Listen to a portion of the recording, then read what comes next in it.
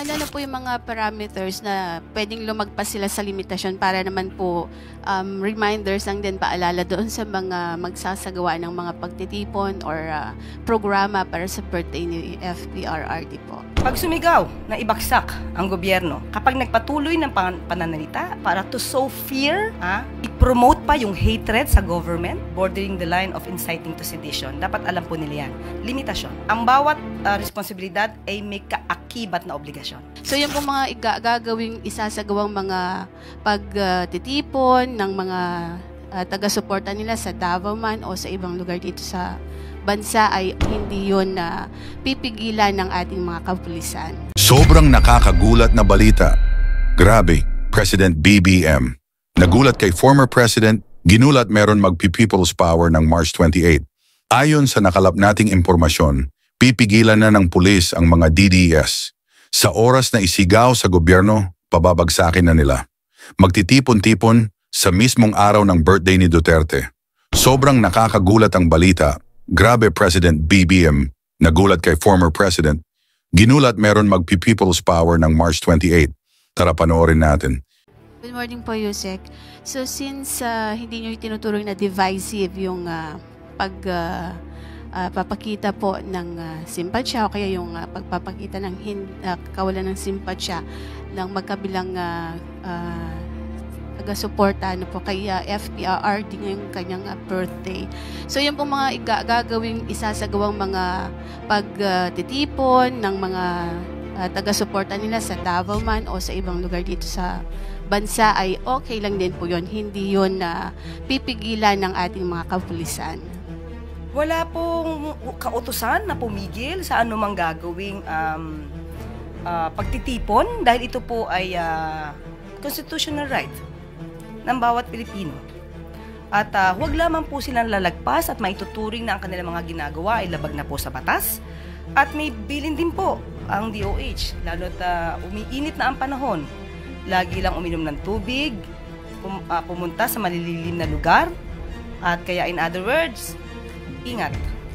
Ano na po yung mga parameters na pwedeng lumagpas sila sa limitasyon para naman po reminders lang din paalala doon sa mga magsasagawa ng mga pagtitipon or programa para sa birthday ni FPRRD po? Pag sumigaw na ibagsak ang gobyerno, isa yan. Kapag nagpatuloy ng pananalita para to sow fear,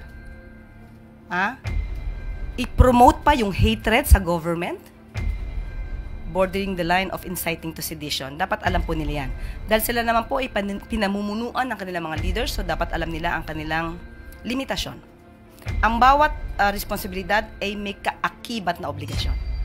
Ma'am, since kayo po ay bumati na ng happy birthday. Yung lahat, hindi lamang ako. Tandaan natin yan. Ang Pangulo po ba, wala talagang statement or kahit na letter na bumabati po sa dating Pangulo? Ang tanong lamang po sa akin kanina ni Ms. Maricel ay kung Malacanang. So lahat na po yan. Lahat na po kami bumabati rito ng happy birthday. Pero ang Pangulo po mismo, wala pong pagkatapos po siguro ng kanyang napakahalagang meeting kay US Secretary of Defense, tanungin natin kung meron siyang pabate. Going back po dun sa good news nyo kanina about pabahay, tinanong ko lang po kung kumusta na po yung 4PH ng Marcos administration. Ilang milyon na po bang pabahay ang naipatayo ng ating administrasyon para sa mga... Kung nakinig ka kahapon sa ating good news, meron po tayo patungkol dito sa San Juan. Ngayon po, sinasabi natin ay dito sa Davao. At ibibigay pa po namin yung iba pang nabuo at mga iba pang darating na programa. So, meron po tayong figures. Binanggit ko na po yan kahapon. At ngayon din po, binanggit natin. Okay. Thank you. Next question, Alvin Baltazar, Radyo Pilipinas. Yusek, good morning. Yes, good morning. Yusek, may lumabas lang na balita doon sa recovery ng 65 million pesos worth in line with the voucher program na mali ng DepEd during the past admin ng agency. Any reaction from the Palace regarding? Yes, maganda pong balita ito. Dapat nasama po ito sa good news. Dahil sa pamumuno po Tandaan po natin, ito'y nasa pamumuno na po ang DepEd ni Secretary Sonny Angara, na imbestigahan po ng mabuti yung ghost students, yung voucher program anomalies, at ito po ay magre-resulta ng 65 million marirecover po natin. Tandaan po natin, itong mga ghost students na to ay nagsimula noong 2021 to 2022 at 2022 to 2023. Ito po ay panahon ni dating Pangulong Duterte at panahon nung naging DepEd Secretary si VP Sara. So, with this result, we can now say that DepEd will not be put to dumpster. Hindi po mapupunta sa basurahan ngayon ang DOH dahil may ginagawa. Kung nagkataon po kaya na hindi pa siya ang naging pinuno nito, baka hindi pa po ito naimbestigahan. At hindi natin marirecover ang 65 million pesos na pondo mula sa mga ghost students. Jessica, follow-up lang sana. May nasampahan na ba ng asunto tungkol dito? At kung meron na, ilan yung mga nakasuhan na? Sa ngayon po, ang nasa balita po natin at sinabi po ni Secretary Angara ay nagbigay lamang po sila ng ultimatum, nagbigay ng demand letter para po dito sa mga schools na involve patungkol sa ghost students. At yun nga po ay base po sa kanilang investigasyon, makaka-recover po tayo. Pero yung patungkol po sa mga criminal actions, tatanungin po muli natin kung ano po ang balak na ni DepEd Secretary Angara patungkol dyan. Thank you po, Jessica. Thank you. Follow-up question. Gilbert Perdes, DWIZ. Next question.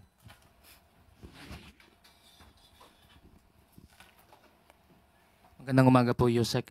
Baka may mensahe lang po yung Malacanang sa mga local candidates po ngayong umarangkada na yung campaign period at full implementation ng Pinera Doctrine. Alam naman natin, itong doctrine ito sinasabi na walang premature campaigning until dumating yung campaign period. Paano magkakaroon ng premature campaigning? Kung candidate ka, i-consider ka lang na candidate kapag ka nandiyan na yung campaign period. Well, anyway, ang paalala lang po natin sa lahat ng mga kakandidato, huwag lumabag sa batas. Unang-una, kasi kayo po yung magsisilbing leader eh. So, dapat kayo po yung manguna na sumusunod sa batas. So, yun lang po yung paalala natin. Saka baka may mensahe din po kayo o babala po sa mga miyembro po ng PNP-FP na laban ho sa possible na pakikilahok sa anumang election activities at syempre pagpapagamit po sa mga politiko. Yes, of course. Ang PNP kasi dapat it should remain apolitical. So, wag pagpapagamit, tama po, wag magpagamit sa politiko, wag magpagamit sa damdamin. Alamin nila, tandaan nila na ang kanilang trabaho ay manatiling loyal sa bansa, loyal sa konstitusyon. Yun lang po. May isa pa po akong tanong. Yung kasi po may campaign period, mainit po yung panahon at yung ibang lugar po nagdeklara po ng suspension ng klase mga eskwelahan. At yun nga, ina-encourage pa rin po ba ng Malacanang yung house-to-house campaign dahil sobrang init po ng panahon at possible na kumalat yung iba't ibang sakit ngayong panahon po ng summer. Nako, sa panahon po ngayon, hindi natin mapipigilan kung ano po ang balak ng mga kandidato, kung paano sila mangangampanya. Siguro naman po, alam na nila kung paano ba alagaan ang sarili nila at alagaan na rin yung mga constituents sila. So, ipapaubaya po natin sa kanila ang decision na yan. But muli, pinapaalala ng DOH na mag-ingat, uminom palagi, pumunta sa malililim na lugar, at ingat. Thank you po. We have Leth Narciso, DZRH. Yusek, sa mga nakaraang summit po ng Partido Federal ng Pilipinas, tiniyak ni Pangulong Marcos ang tulong na gagawin ng lahat ng kanilang partido ang magagawa para maipanalo yung kanilang mga kandidato. So ngayon nag-start na po ang kampanya sa lokal na posisyon. Ano po kayang tulong ang ibinigay o ibibigay pa ng partido ng Pangulo sa kanilang mga kapartido? Sa ganyan po kasi, Ang makakapagbigay lang po ng detalye ay ang campaign manager nila na si Congressman Toby Tiangco. So, ipapaubaya ko na lang sa kanya yung ganyang katanungan. Hi ma'am, good morning.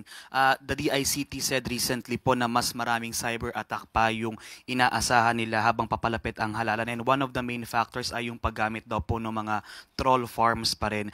In relation to this ma'am, may ibinili na po bang direktiba o kautusan si Pangulong Marcos kay newly appointed Secretary Henry Aguda ng DICT? Thank you. Actually, sabi nga po natin, yung cyber attacks po talaga ay nakikita na po. Merong epekto na po sa bansa.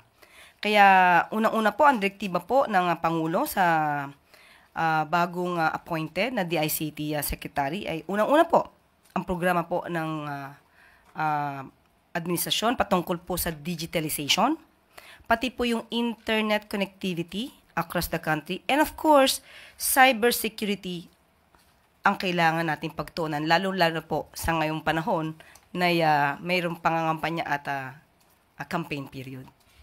Meron po bang magiging coordination din po ang PCO sa DICT sa inyo po mga initiatives and plano po against fake news bilang sa social media po mas lalong kumakalat yung mga maling impormasyon? Opo, hindi lamang po ang PCO. Lahat po ng ahensya na may concern po patungkol sa mga paglaganap ng fake news, lahat po tayo ay magtutulong-tulungan para po masawata, matigil ang fake news na ito.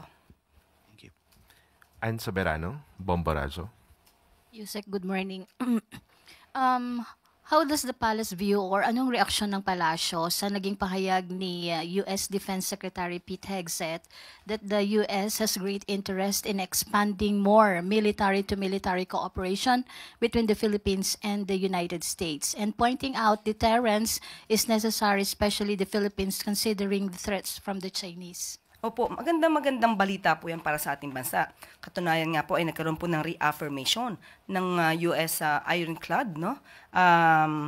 Commitment to uphold our mutual defense treaty. Pero ang mga detalye po niyan ay magkakaroon po mamaya ng presscon ang DND po. Mamaya lamang po. So doon po natin tanungin lahat ang mga katanungan at mga detalye na napag-usapan ni US Secretary of Defense Pete Hegseth at ang Pangulo. So with this, ma'am, with the statement of Secretary Hegseth, ibig sabihin po ba na mas bubuhos pa ang tulong ng Amerika sa Pilipinas sa ilalim ng Trump administration? Hindi po ako makakapagbigay ng detalye sa ngayon. At sabi nga po natin, maya-maya lamang po ay magkakaroon sila ng presscon. At malamang po lahat ng detalye ay makukuha niyo maya-maya lamang po. Next question, Maricel Halili, TV5. Magandang umaga po, Yusek. Yusek, today is the birthday of former President Rodrigo Duterte. So, meron po bang gustong ipaabot si President Marcos o ang Malacanang sa dating Pangulo? Katulad po natin ang sinabi natin noong nakaraan, dapat lamang po nating batiin ng happy birthday ang dating Pangulong Duterte. At kung maaari nga po nating kantahan lahat ng happy birthday ang Pangulo.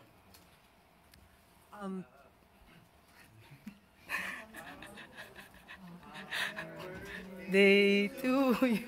Maiksi lang. Happy birthday to you. And of course, we wish more years to come. We also wish good health, good fortune. Kailangan po niya yan. And of course, ma'am, ngayon habang sineselebrate yung birthday ni FPRRD, we're also expecting different activities, both from pro and anti-Duterte. And obviously, this is very divisive. So, what's your assessment on this? Do you see this as a failure on the part of government, not just on the part of administration, but on the part of VP Sara as well, considering that the brand of unity has always been the campaign of PBBM since day one? Actually, I believe it's only the pro-Duterte groups that have the activities to be conducted today. But with regard to the administration, we do not have any activity to celebrate the birthday. Po kasi ma'am sa Netherlands na mga victims na maggagawa rin ng activity. Well, anyway, hindi po natin kasi ito hindi natin mapipigilan kung ano mang gusto na gawing activity ng mga di umano mga biktima o yung mga nakikisimpatya sa mga naging biktima.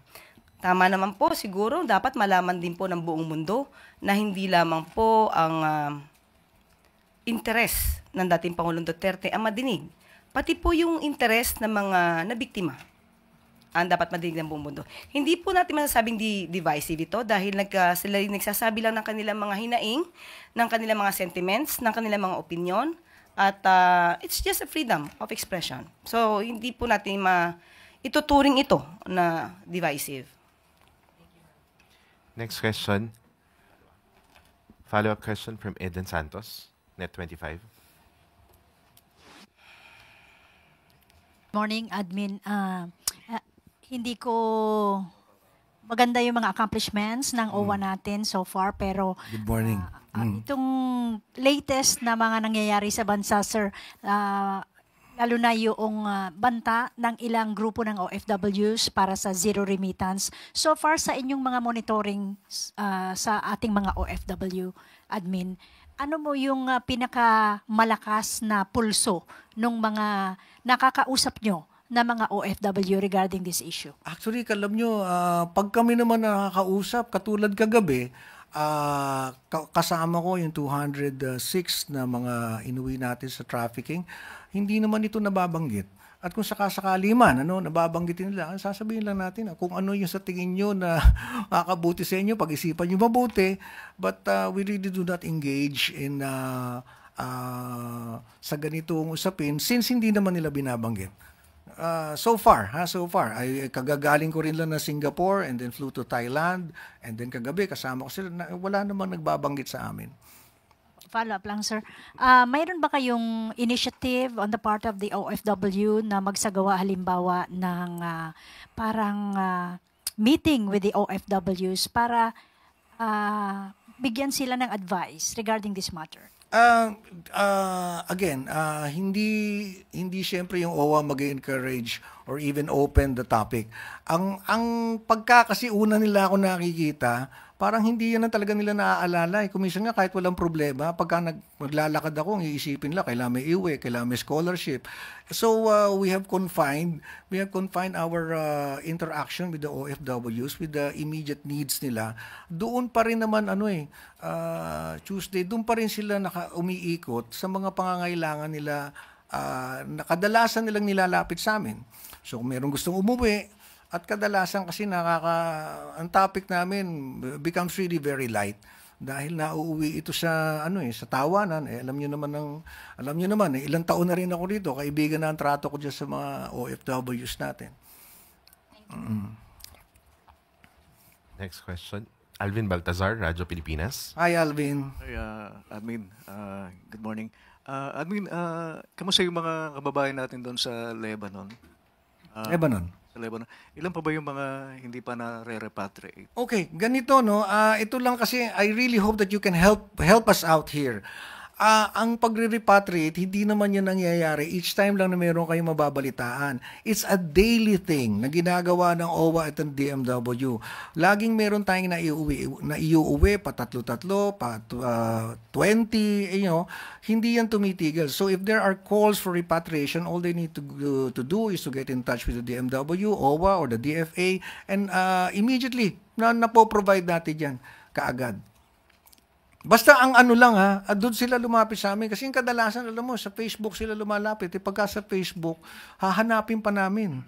So, kailangan lang. The 1348 hotline works.